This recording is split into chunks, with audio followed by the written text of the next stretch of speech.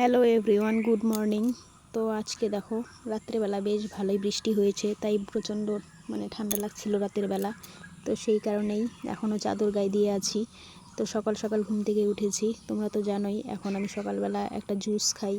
সেটা হচ্ছে কি দিয়ে সেটা তোমাদের দেখাচ্ছি। যে এখানে দেখো গাজর, আমলা, বিট, আদা এইসব কিছু দিয়ে একটা জুস বানাই, যেটা সকালবেলা ঘুম থেকে উঠে সবার আগে আমি এটা খাই। তারপর আমার দিন শুরু হয়। তারপর যা যা ব্রেকফাস্টে আর কি থাকে সেই সবই হয়।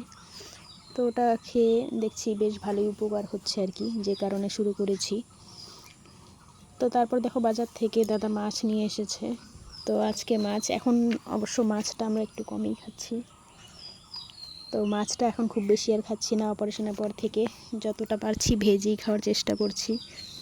কেননা যদিও ডাক্তারের কোনো রকম নিষেধ মানা নেই, কিন্তু নিজে থেকেই ভাবছি যে এখন একটু নন ভেজ কম খাবো, ভেজের মধ্যেই চলে যাব। আর করলা আমার তো ফেভারিট, করলা। তো সেই করলা ভাজা, সকালবেলা করলা ভাজা, আলু সেদ্ধ এসব হলেই চলে। তো যাই হোক, সকাল সকাল যেহেতু এখন ঘুম থেকে ওঠা হয়, এখন রুটিনটা একটু চেঞ্জ করেছি, তাই সকাল সকাল খিদে পেয়ে যায়। সেই কারণেই সকাল সকাল সব কিছুই হয়ে যায়। যদিও রান্নাবান্না আমি করছি না, সবটা মাই করছে। অন্তত 6 মাস তো আমাকে এইসব মেনে চলতেই হবে। যাই হোক, তারপর দেখো আজকে অনেক কিছুই করা হবে। এদিকে মাছ আছে, ডাল হচ্ছে, তারপর আবার মেয়ের পছন্দের ঘুগনি বানাতে হবে। ঘুগনির জন্য যেখানে টমেটো, আলু সেই সব কিছু ও এসে একটু হেল্প করছে। তো ঘুগনিটা বেশ ভালোই হবে, সব কিছু একটু অন্যরকম স্টাইল করে বানানো হবে। তো ওর পছন্দ রুচি মতোই বানাচ্ছে, আর আমি এসে ক্যামেরাটা করছিলাম। তো ওর মুখটা তো আবার দেখাতে চায় না। তো যাই হোক, কি আর করা যাবে। এই যে দেখতেই পাচ্ছ, ঘুগনির জন্য যে মটরগুলো সেদ্ধ করা হয়েছে, মটরগুলো একটু বেশি সেদ্ধ হয়ে গেছে। অনেকেই আবার শক্ত শক্ত পছন্দ করে, কিন্তু আমাদের একটু গলে গেলেই বেশি ভালো হয়। এই যে দেখতে পাচ্ছ ফাইনাল ঘুগনিটা হয়ে গেছে। আর এদিকে হবে টমেটোর চাটনি। গরমের দিনে একটু টমেটোর চাটনি না হলে ভালো লাগে না, সেই কারণে টমেটো চাটনি করা হবে। খাবারের পর শেষ পাতে চাটনি হলে খাওয়াটা বেশ জমে যায়। যদিও আমার মেয়ে মিষ্টি জিনিস কোনো কিছুই খায় না।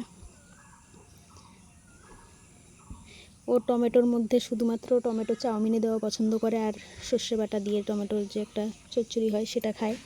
কোনো রকম চাটনিও পছন্দ করে না। তো যাই হোক, এদিকে আবার ডালের বড়ি দিয়ে একটা হালকা করে দেশি আলু দিয়ে রসার মতো হচ্ছে আর কি।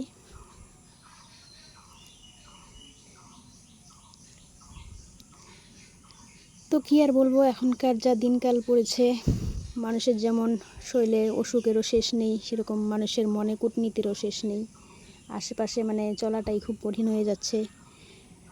পাড়া প্রতিবেশীতে থাকা কেউ একটু কথা কম বললেও সমস্যা, কেউ একটু কথা বেশি বললেও সমস্যা, যা দিনকাল। তারপর দেখো বাজারে গিয়েছিলাম, বাজার থেকে বেল এনেছিলাম। সেই বেলটা দুপুরবেলা রোদের মধ্যে বেলের শরবত খাওয়া খুবই নাকি ভালো, সেই কারণেই বেলের শরবত করছিলাম। বেলটাকে প্রথমে বের করে নিয়ে ভালো করে চটকে ওটাকে, বেলটা বেশ ভালো ছিল। বেলের মধ্যে আরও অনেক কিছু দিয়ে, লেবুর রস, তারপর অনেক অনেক কিছু ব্যবহার করে। কেউ আবার দই ব্যবহার করে, টক দই। তো আমি আবার টক দইটা দিইনি। লেবুর রস, চিনি, নুন এইসব দিয়ে ভালো করে গুলে তারপর বরফ মিশিয়ে খাওয়া হয়েছিল। আর দেখো সন্ধেবেলা আমার জন্য সুজি, আর মেয়ে এদিকে চাউমিন বানাচ্ছে। তো এটা হবে সন্ধেবেলার টিফিন।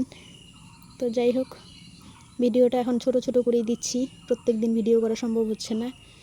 তো ভিডিওটা ভালো লাগলে লাইক করে পাশে থাকবেন। ভিডিওটা আজকে এ পর্যন্তই, খুব বেশি কিছু আর বাড়াচ্ছি না।